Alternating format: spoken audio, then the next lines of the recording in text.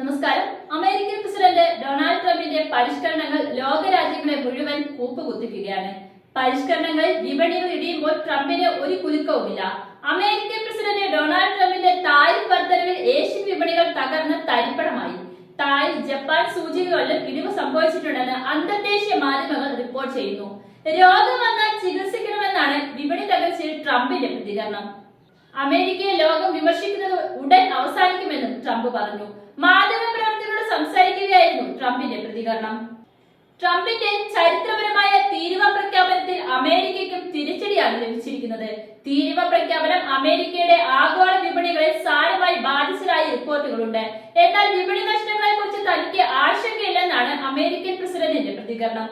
ഒന്നും ഇല്ലാതാകാൻ ഞാൻ ആഗ്രഹിക്കുന്നില്ല, പക്ഷെ ചിലപ്പോൾ എന്തെങ്കിലും ശരിയാക്കുന്നതിനായി മരുന്ന് കഴിക്കേണ്ടി വരുന്നത് സാധാരണമാണെന്നും ട്രംപ് പറഞ്ഞു.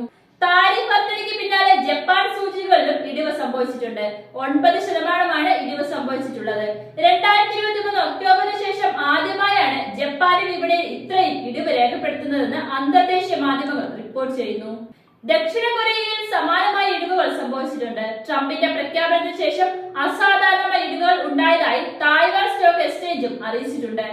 വിപണികളെ സ്ഥിരപ്പെടുത്തുന്നതിന് കൂടുതൽ നയങ്ങൾ ആവിഷ്കരിക്കുമെന്നും അറിയിപ്പുണ്ട്. ഓസ്ട്രേലിയൻ ഓഹരികളും കുത്തനെ ഇടിഞ്ഞതായാണ് റിപ്പോർട്ട്. ട്രംപിന്റെ ചരിത്രപരമായ തീരുവ പ്രഖ്യാപനം ലോകമെമ്പാടുമുള്ള സമ്പദ് വ്യവസ്ഥയ്ക്ക് വലിയ പ്രത്യാഘാതങ്ങളാണ് സൃഷ്ടിച്ചത്. അമേരിക്കയിലെ ആഗോള വിപണികൾക്കും കനത്ത തിരിച്ചടി നേരിടേണ്ടതായി വന്നിരുന്നു. 2020 ശേഷം ഏറ്റവും വലിയ നഷ്ടമാണ് US ഓഹരി വിപണി നേരിട്ടത്. S&P 500 സൂചികകൾക്ക് ഏകദേശം $2 ട്രില്യൺ മൂല്യം നഷ്ടപ്പെട്ടതായി റിപ്പോർട്ടുകൾ ഉണ്ടായിരുന്നു. നൈക്ക്, ആപ്പിൾ, ആമസോൺ തുടങ്ങിയ വമ്പൻ ബ്രാൻഡുകളുടെ ഓഹരി വിലകളും ഇടിഞ്ഞിരുന്നു. US ഡോളറിന്റെ മൂല്യം 2.2% വരെ ഇടിഞ്ഞു.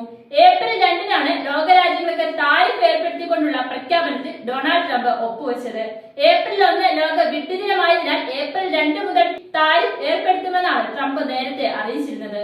അമേരിക്കയുടെ പ്രഖ്യാപനത്തിന് ശേഷം താരിഫുകളുടെ ആഘാതം ലഘൂകരിക്കാനുള്ള ശ്രമത്തിലായിരുന്നു ദക്ഷിണേന്ത്യൻ രാജ്യങ്ങൾ. ഇന്ത്യ അടക്കമുള്ള രാജ്യങ്ങൾക്കെതിരെ പകരച്ചുങ്കം പ്രഖ്യാപിച്ചിരുന്നു. തീരുവക്കാര്യത്തിൽ താൻ ദയാലുവാണെന്ന് ആവർത്തിച്ചുകൊണ്ടായിരുന്നു ട്രംപിന്റെ പ്രഖ്യാപനം. ഡിസ്കൗണ്ടുകളുള്ള പകരച്ചുങ്കം എന്ന് പറഞ്ഞ് ഇന്ത്യക്ക് മേൽ 26% തീരുവ ചുമത്തിയിരുന്നു.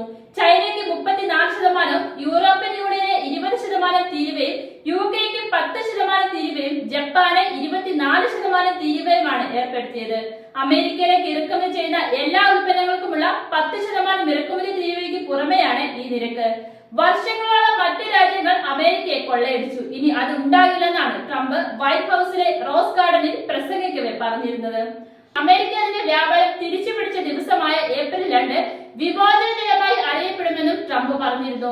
10% തീരുവ ഏപ്രിൽ 5 മുതൽ പ്രാബല്യത്തിൽ വന്നപ്പോൾ രാജ്യങ്ങൾക്കുള്ള കൂടിയ തീരുവ ഏപ്രിൽ 9-നുമാണ് പ്രാബല്യത്തിൽ വരിക. പകരച്ചുങ്കം US-ന്റെ സമ്പദ് വ്യവസ്ഥയെ ശക്തിപ്പെടുത്തുമെന്നാണ് ട്രംപ് പറയുന്നത്.